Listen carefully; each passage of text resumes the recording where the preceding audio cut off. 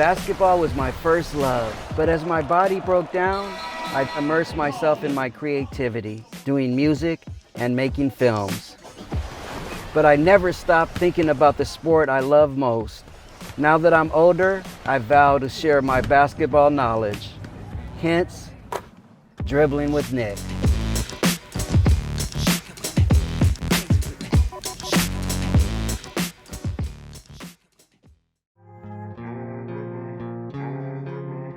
Hello folks, welcome to episode number 5 of Dribbling with Nick, where the theme today is Intangibles. I'm here at the lab. I've chosen to be here at my own lab, which has always been the basketball courts themselves. I'm going to talk about various things that are intangibles, that can't be measured by analytics. I love analytics, but there's a lot more to the game than analytics. Trust me on this one. Okay, let's talk about teamwork. When I think of teamwork, people that sacrificed for the greater good of their team, I think of this gentleman right here, Mr. Bill Russell. The only record he holds is the most championships. He won 2 championships at USF. He won 11 out of 13 championships with the Boston Celtics. He also won an Olympic gold medal. So this gentleman was a winner every step of the way. He could have scored 50 points like Wilt Chamberlain, but no, he was smarter than that. He knew what was important to the team. He knew that the thing that folks want to do the most when they're on court is shoot. So he would give up some of his shots. If he saw a guy didn't get the shots, he would pass to that guy. He was a very, very intelligent player that sacrificed for the team. I think of Bill Russell. That was my specialty, was loose balls, because I had a guy at the Venice High gym named Dumas, an older guy, and if I didn't get a loose ball, he would say, "You gotta want it." And he would just drill that into my head, "You gotta want it." And after a while, it's just like, they weren't 50-50 balls to me, they were my ball. As you know, Pete Maravich was my early childhood idol because I loved his showmanship and the way he played with flair. But as I got a little older, there was a gentleman that I saw at Oregon named Ron Lee. He was an All-American, and this gentleman played so hard. He got all the loose balls. He dove for balls. And when he got to the Phoenix Suns, they had nights where they counted how many loose balls or how many times he went into the audience. They would have Ron Lee night. So he became my idol. I patterned my game after him in later life. Unfortunately, his career didn't last as long as it could because of his play, but he had the Mamba mentality before anyone ever called it that, Mr. Ron Lee.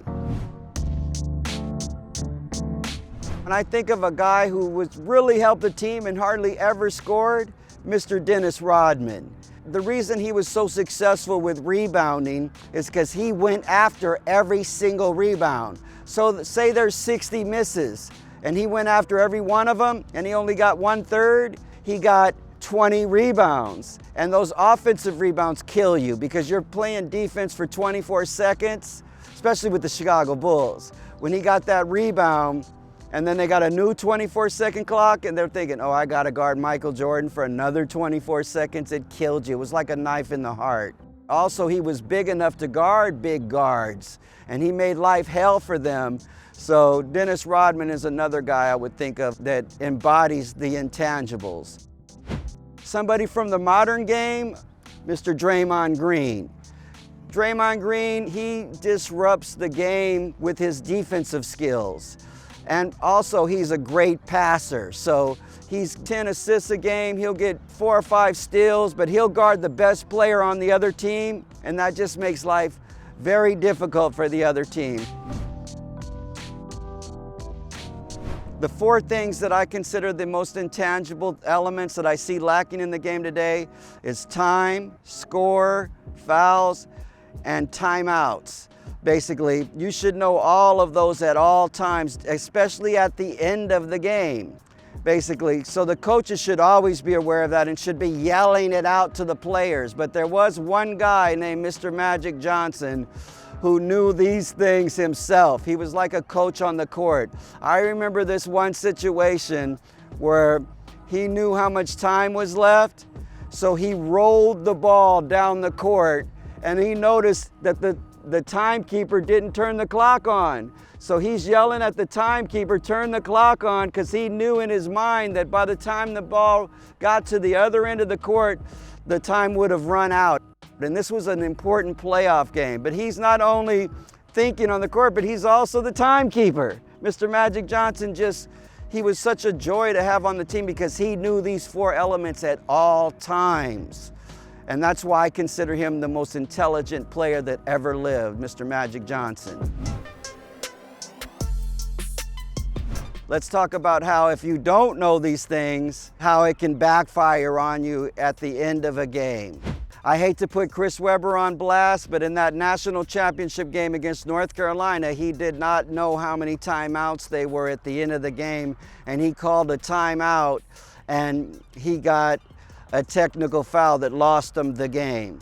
Again, in that situation, I don't exclusively blame him. He was only a sophomore in college. That should have been the coach yelling it out. At the timeout, the coach should have been telling them, this is our last timeout. But it just shows you, if you don't know this, it can lose you a game. Let's talk about score. Knowing when to take a three, knowing when to take a two, knowing the situation, right? A three should be the last resort. Say you're down by 3 and there's 30 seconds left. Try to go get a quick 2. And then you're down by 1. Then you foul the other person, put them on the line, and then he has to make both free throws to keep it 3. So say he misses 1 free throw. Now you're down by 2. A whole different situation. Rajon Rondo is one of the smartest players, right? If you remember in the Lakers when they were in the bubble, right? They were down, but there was a situation where they said, we can win it with a 3, right? And Rondo fooled them into looking over here, and then Anthony Davis came around a screen, and he was wide open. So he had a wide open look, and he hit that 3 to win the game. So in that situation, if I see the point guard just dribbling the ball out like in North Carolina when they were playing Baylor, and they went into overtime, that's not the shot they needed. They really only needed 2. So in that situation, go get the highest percentage shot. And that's where a mid-range is the best shot. But I recommend going to the basket. You may get fouled. You may make a layup. So that's a situation where I think that knowing the score and what shot is appropriate at the time. You notice why when I was out here practicing, I practiced free throws. This is something that's not mentioned a lot. Games are won and lost at the free throw line. We knew that back in the day, but somehow people with the analytics going on, they don't seem to realize how important free throws are. Practice your free throws. I mentioned how you foul the other team to make them make the free throws. If you're making the free throws, then eventually the team has to shoot a 3. But games are won and lost at the free throw line. Next time you watch a game, notice that. I mentioned analytics earlier in the game. I love them, they really help you, but we can't base our whole way of playing on analytics. You have to think about your personnel, what players you have. You have to think about what's going on out in the court. Really, the true basketball analytics would be like the theory of relativity by Einstein. Imagine trying to break that down into little compartmental equations. It can't be done, but the equations in basketball are that exponential, basically. I'll give you an example. Rick Pitino, when he was at Providence, he did the equation of, if I shoot 37% from 3, you have to shoot 56% from 2 to beat me. And this madness has started, basically. But there's things about that equation that don't make sense to me. If I shoot 56% from 2, I've only missed 44 times. If you shoot 37% from 3, you've missed 63 times. What happens in those extra misses? We all know that it's harder to score off an inbounds play when you have to take the ball out of bounds. Every defensive and offensive coach know that. So you're missing 63 times. I'm missing 44 times. That's 19 more misses. How come none of the analytic whizzes talk about those extra 19 misses and what happens during them? I would venture to say that the 2-point, if you looked at it and studied it, is going to beat the 3-point. A lot of people have patterned themselves after the Golden State Warriors, right?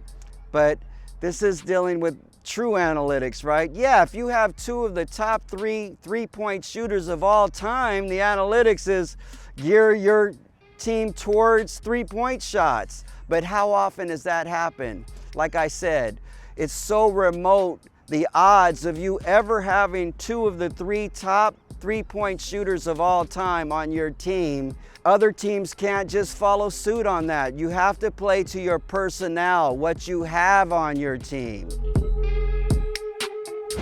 Okay, thanks again, folks, for tuning in. Again, this was episode 5, Intangibles, where I did the lab work. I'm basically dealing with the more mental elements of the game, dealing with analytics and just overall IQ of the game, knowing that the game is a very cerebral game and that knowing all of this stuff is the most important thing that does determine who wins and who loses in close games. So again, my name is Nick. This was episode 5. I had a lot of fun here at the lab, folks. The basketball courts themselves. That does complete the series of 5. As you know, I'm a very creative person and I'm a filmmaker, so this has been a lifelong dream to do this. Stay tuned, who knows what might happen in the future, but you know what? I left it all out in the court.